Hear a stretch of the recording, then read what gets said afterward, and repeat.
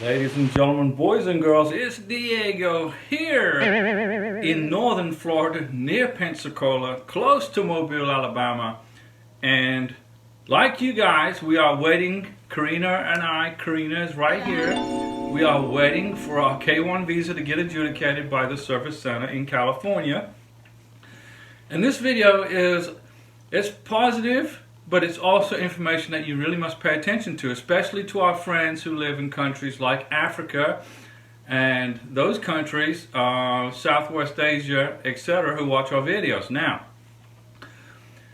if you have an engagement party, ladies and gentlemen, in your country with your fiance, your sponsor, that's great. But remember, an engagement party with all those photos in your cultural dresses and clothes could be misconstrued by USCIS as a wedding party. So you don't want USCIS to think that you just got married, because if they do, USCIS at the Service Center or perhaps at the embassy will deny your visa. There's a good possibility, okay? Now, it's great to have an engagement party. It's very good to have an engagement party. But if you have a cultural requirement to pay a dowry to your beneficiary or to your sponsor, that could be a problem too. If you include information in your K-1 visa package that you paid a dowry for your bride or bridegroom, immigration could misconstrue that as that you are buying the visa, which of course you are not buying the visa. It is part of your cultural life. It's your history of your life. It's cultural. But USCIS is American, not African or Southwest Asian or wherever. So if you have an engagement party, don't include pictures that may be construed as a wedding party. Don't include documentation that you paid an engagement dowry, because USCIS might think you're buying the visa. Okay, now, another thing that we recommend you don't do. Now, my fiance Karina is from Venezuela and she lives in Colombia as a legal resident.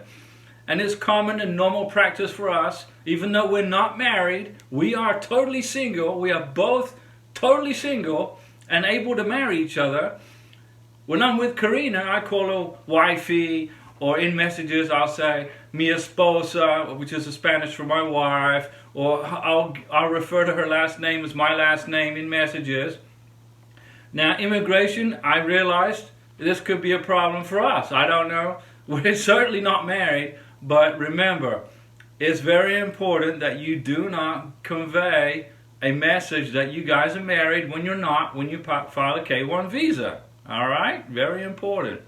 So with that said, Karina and I have, we've getting together letters of affidavit from our family to say we're single, we're not married to each other, and we're going to bring these letters of affidavit to the U.S. Embassy face-to-face interview. And if Karina gets questioned on why did your fiance call you spouse or wifey, okay, it's a custom in a Latino country to say those things of affection, because there are no other words really to describe a fiance. There's no words. That's prometido, but you don't say that in message traffic.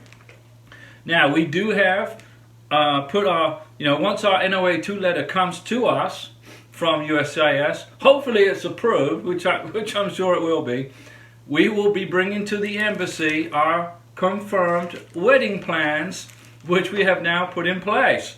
Okay, now if our visa is approved, USCIS approves it, we have put together a package of our wedding plans, which we will present, signed and notarized in Bogota to the U.S. Embassy officials at the visa interview.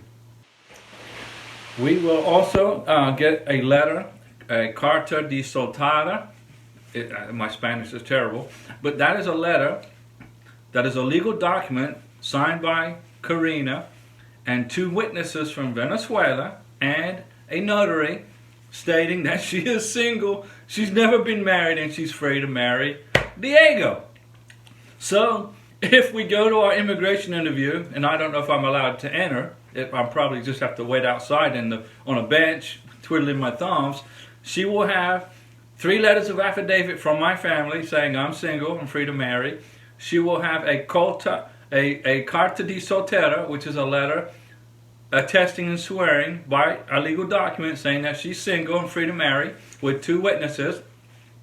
And because Karina's from Venezuela, we had to get 2 witnesses from Venezuela, not Colombia. It had to be Venezuelans to attest to her being single, which is fine. And so that's 3 letters, and then we are going to rewrite our intention to get married. Remember, 2 weeks before your face-to-face visa interview, you want to bring 2 letters of intent to get married, newly written, newly dated, newly signed, with black ink, in real, not copies, stating your intention to get married to each other. So we'll have 2 letters of intention to get married. We'll have a carta di soltera, which is an affidavit that Karina's single from Venezuela. We will have 3 letters of affidavit from my family members, and we'll probably get a couple from her family members. So if the question comes up, Diego and Karina are single, and we can back it up with evidence. Anyway, don't mess up this K1 visa package, ladies and gentlemen. It's very sensitive. Be careful what you say. Be careful what you include as evidence. And stay strong. You'll get your visa. Listen to me, okay? Heed my advice, okay? And we will see you in the United States of America very soon with your K1 visa for your beneficiary. It's 2023, and things are speeding up at USCIS. I'll be back.